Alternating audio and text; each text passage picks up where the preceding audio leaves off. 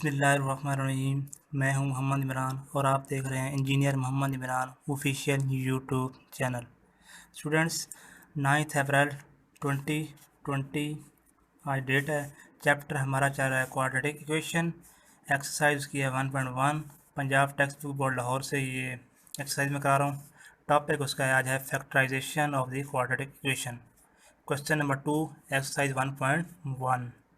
Question number 2 का part 1 है x square minus x minus 20। तो हम फैक्टराइजेशन सीखेंगे कि किस तरह इसको फैक्टराइज किया जाता है, फैक्टराइजेशन के ज़रिए किस तरह इसका सॉल्यूशन सेट एक्स की वैल्यू फाइंड की जाती है। तो ध्यान से ये वीडियो को एंड तक देखिएगा और एंड पे आपको मैं चंद क्वेश्चन असाइनमेंट के तौर पर भी दूंगा जो आप खुद अटैम्प्ट करने की कोशिश करेंगे। चलिए स्टार्ट करते हैं। इसको अगर हम कंपेयर करें standard form of the quadratic equation जो कि मैं ऑलरेडी पढ़ा चुका हूँ, A X square plus B X plus C equal to 0। तो यहाँ से कंपेयर करें, इसका कोफिशिएंट 1 है, इसका भी कोफिशिएंट 1 है, ये 20 है। तो एक्स स्क्वायर के साथ जो कोफिशिएंट होगा वो आपकी ए की वैल्यू होगी और जो एक्स का कोफिशिएंट होगा वो आपकी बी की वैल्यू होगी और जो आपका कांस्टेंट टर्म होगी वो आपकी सी होगी -20। अब फैक्टराइजेशन करने के लिए आपने हर क्वेश्चन में जो भी फैक्टराइजेशन का क्वेश्चन हो आपने सबसे पहले ए और सी को मल्टीप्लाई करना है। किसी भी क्वेश्चन में फैक्टराइजेशन के किसी भी क्वेश्चन में ये माइंड में रखना है, ये ना हो कि कोई भी क्वेश्चन हो, ओनली फैक्टराइजेशन।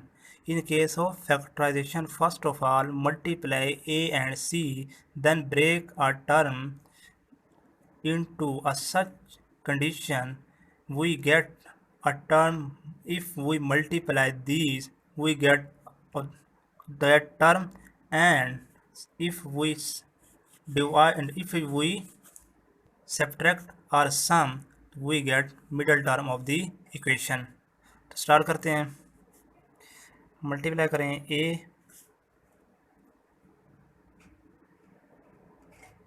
तो आपका आंसर आएगा -20।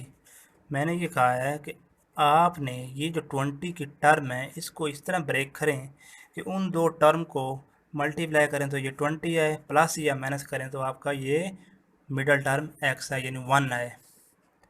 तो स्टार्ट करें 20। अगर हम 2 से इसको करें तो 10 2 10 20 प्लस करते हैं 12 होता है, माइनस करते हैं 8 होता है। 20 तो आता है बट आपका ये -1 मिडल में ये नहीं आता। तो हम उसके लिए क्या करेंगे, हम इसको अगेन करेंगे 3 पे तो ये होता नहीं डिवाइड, तो हम इसको करेंगे 4 4 5 20 4 5 20। 5 में से 1 माइनस करें तो आपका ये जो मिडल टर्म है ये -1 आ जाती है। हमारा फैक्टर बन गया 4 और 5। अब फैसला तो ये करना है कि किस टर्म के साथ माइनस हम लिखें तो ये वाली ये आपके टर्म आ जाए और आपका ये -1 भी आना चाहिए। लेट सपोज अगर मैं इसके साथ मैंने लिखता हूँ 5 - 4 वो आपका आ जाएगा 1, जबकि यहाँ पे आपका -1 है। और अगर मैं लिखता हूँ -5 4 -5 तो मल्टीप्लाई करते हैं -20 भी आता है और आपका -1 भी आता है। इनको अगर माइनस किया जाए तो -1 भी आता है और -20 भी आता है। तो ये हमारे फैक्टर हुए। तो लिखेंगे कैसे, ये इस तरह लिखेंगे। अब इसमें से कॉमन लेंगे तो आपको मिलेगा x into x plus 4 -5 common x plus 4 equal to 0। फिर x plus 4 common, x plus 4 into x minus 5 equal to 0। Okay, अब इनका मतलब ये है, इसका मतलब ये है कि x plus 4 equal to 0 either x minus 5 equal to 0। यहाँ से आ जाएगा आपका x माइनस 4 और यहाँ से x आ जाएगा प्लस का 5। तो आप सॉल्यूशन सेट लिखेंगे या हल सेट उर्दू में। -4 5 this is your answer solution set.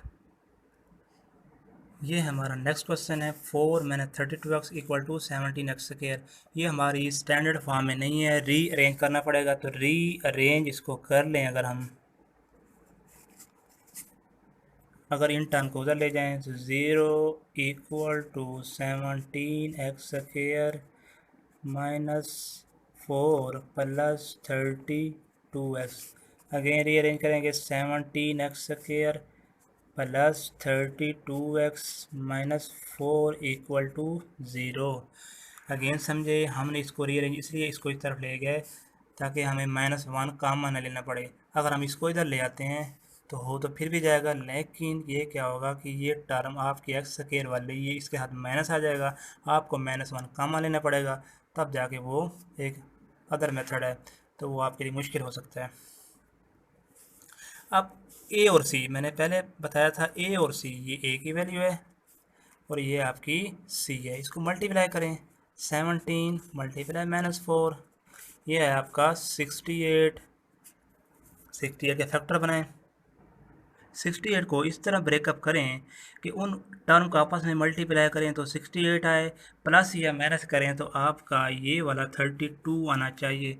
अब ये 2 से तो होने से रहा, 3 से भी नहीं हो सकता, 4 से भी नहीं हो सकता, तो डायरेक्ट सम टाइम ये होता है कि जो आपको टर्म दी जाती हैं वो उन्हीं के आपस में ही हो जाता है। तो अब हमारे पास यहाँ पे आ रहा है 34 और 2। 34 को 2 से करें तो आपका 68 आता है, और अगर माइनस करते हैं 2 तो आपका ये 32 भी आ जाता है।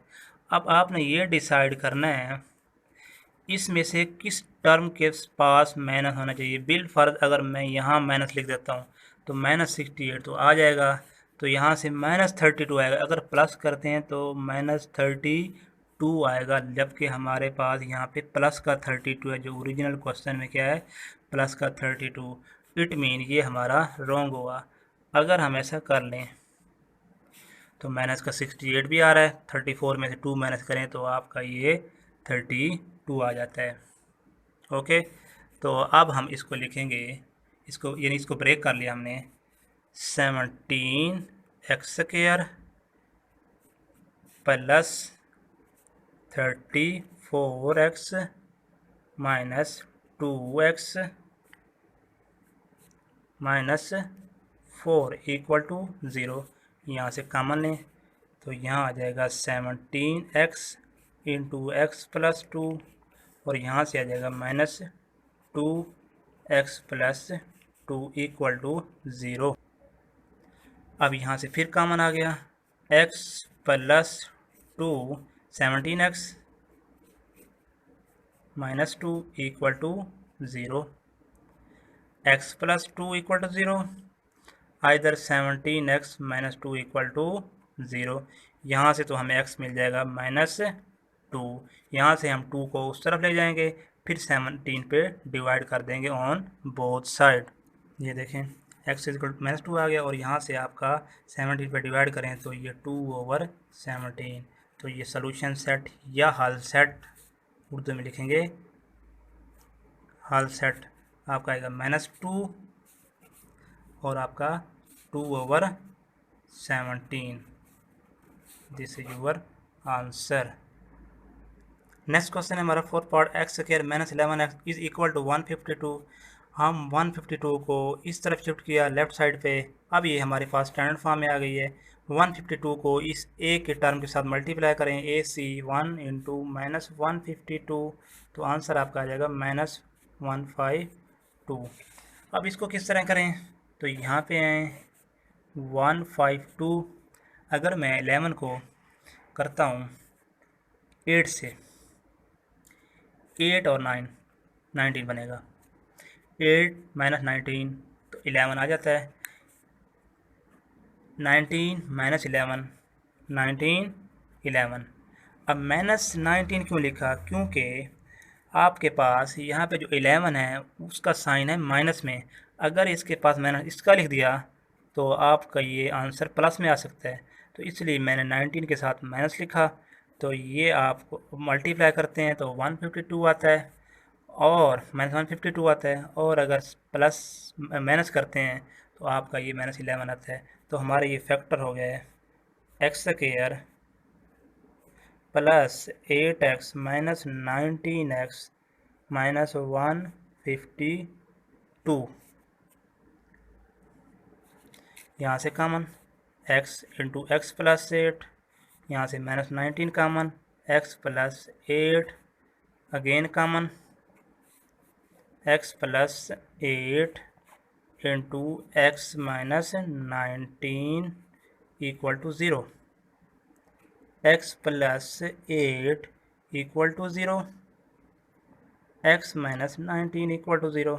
यहाँ से हमें मिल जाएगा x is equal to -8, x is equal to plus का 19। वही आपका सोल्यूशन सेट है। ये देखें student, x is equal to -8, x is equal to 19। Solution set आपका है -8 19। This is your answer. Next part आपकी असाइनमेंट है। ये देखें स्टूडेंट, ये क्वेश्चन कर चुके हैं, ये क्वेश्चन कर चुके हैं, ये कर चुके हैं। आपने अब ये y को मल्टीप्लाई करना है, वाई स्क्वायर -5, y ये इस तरफ आ जाएगा, रीअरेंज करेंगे तो y स्क्वायर और ये 3y स्क्वायर ये माइनस होगा, 2y स्क्वायर बच जाएगा, और y कॉमन लेके ये आप सॉल्व कर लेंगे। इनका आप लेंगे एलसीएम आएगा x into x plus 1, multiply करेंगे एलसीएम को हर टर्म के साथ, इसके साथ भी, इसके साथ भी, इसके साथ भी। ये पहले ऑलरेडी हम इस तरह के क्वेश्चन कर चुके हैं। इसका भी एलसीएम लेंगे, एलसीएम लेके इसको स्टैंडर्ड फॉर्म में करके फिर इसके फैक्टराइजेशन करनी है और सोल्यूशन सेट एंड पे लिखना है। ये देखिए मैंने क्वेश्चन लिख दिए हैं असाइनमेंट के, ये 1 2 और 3। ओके, इसको सॉल्व कीजिएगा। अगर कोई इशू हो, किसी स्टूडेंट को इशू हो तो कमेंट बॉक्स में कमेंट कीजिएगा, इंशाल्लाह मैं उसकी हेल्प कर दूँगा। अपना ख्याल रखिए, तब तक अल्लाह हाफिज़।